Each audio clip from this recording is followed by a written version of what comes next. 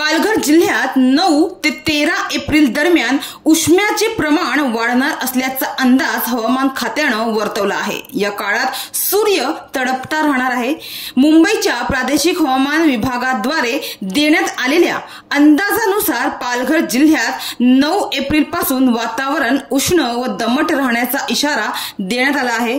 या दरम्यान तापमान 23 ते 24 अंश सेल्सिअस आणि कमाल तापमान 36 ते 37 अंश सेल्सिअस राहण्याची शक्यता आहे। तर वाऱ्याची गती सरासरी 2 ते 8 किमी प्रति तास राहण्याची शक्यता वर्तवण्यात आली आहे। यामुळे तडपत्या उन्हापासून बचाव व्हावा म्हणून शक्यतो दुपारी घराबाहेर पडू नये। तर वृद्ध वयस्कर लोकांनी या दरम्यान काळजी घ्यावी। तसेच शेतकऱ्यांनी भाजीपाला, फळबागा व इतर उन्हाळी पिकांना सकाळी किंवा संध्याकाळच्या वेळेस पाणी द्यावे। तर उष्णतेपासून जनावरांचे संरक्षण करण्यासाठी योग्य त्या उपाययोजना करण्याचा सल्ला पालघर जिल्हा कृषी हवामान केंद्र, कृषी विज्ञान केंद्र कोसबाड यांच्याकडून देण्यात आला आहे।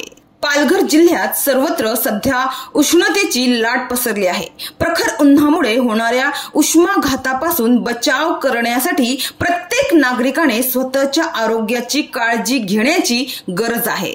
तर उष्माघात होण्याची कारणे सुद्धा आपण पाहूया। उन्हाळ्यामध्ये शेतावर अथवा इतर मजुरीची कामे फार वेळ करणे, कारखान्याच्या बॉयलर रूम मध्ये काम करणे, काच कारखान्यातील कामे करणे, जास्त तापमानाच्या खोलीत काम करणे, घट्ट कपड्याचा वापर करणे, अशा प्रत्यक्ष उष्णतेशी अथवा तापमानातील वाढत्या परिस्थितीशी सतत संबंध येण्याने उष्माघात होऊ शकतो।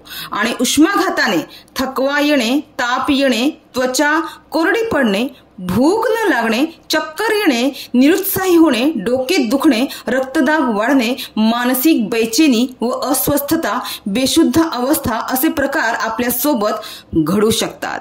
त्यामुळे उष्माघात होऊ नये म्हणून तहान लागलेली नसली तरी सुद्धा जास्तीत जास्त पाणी प्यावे। हलकी, पातळ व सच्छिद्र सुती कपडे वापरावेत। बाहेर जाताना गॉगल्स, छत्री, टोपी व चपलांचा वापर करण्यात यावा। प्रवास करताना पाण्याची बाटली सोबत ठेवावी। उन्हात काम करीत असलेल्या व्यक्तींनी डोक्यावर टोपी किंवा छत्रीचा वापर करावा।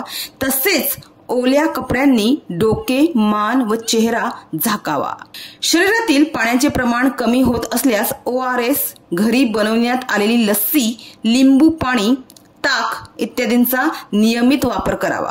अशक्तपणा, स्थूलपणा, डोकेदुखी, सतत येणारा घाम ही उन्हाचा झटका बसण्याची चिन्हे ओळखावीत व चक्कर येत असल्यास तात्काळ डॉक्टरांचा सल्ला घ्यावा। गुरांना छावणीत ठेवावे। तसेच त्यांना पिण्यासाठी पुरेसे पाणी द्यावे, म्हणजेच गुरांचीही काळजी घ्यावी। घरे थंड ठेवण्यासाठी पडदे, शटर व सनशेडचा वापर करावा। तसेच थंड पाण्याने वेळोवेळी स्नान करावे। कामाच्या ठिकाणी जवळच थंड पिण्याच्या पाण्याची व्यवस्था करावी। सूर्यप्रकाशाशी थेट संबंध टाळण्याचे कामगारांना सूचित करावे। शक्यतो पहाटेच्या वेळी जास्तीत जास्त कामाचा निपटारा करावा। तर अद्याप मे महिना बाकी आहे, मात्र प्रत्येकानं या काळात स्वतःची व आपल्या कुटुंबियांची काळजी घ्यावी। सुरक्षित रहा, काळजी घ्या।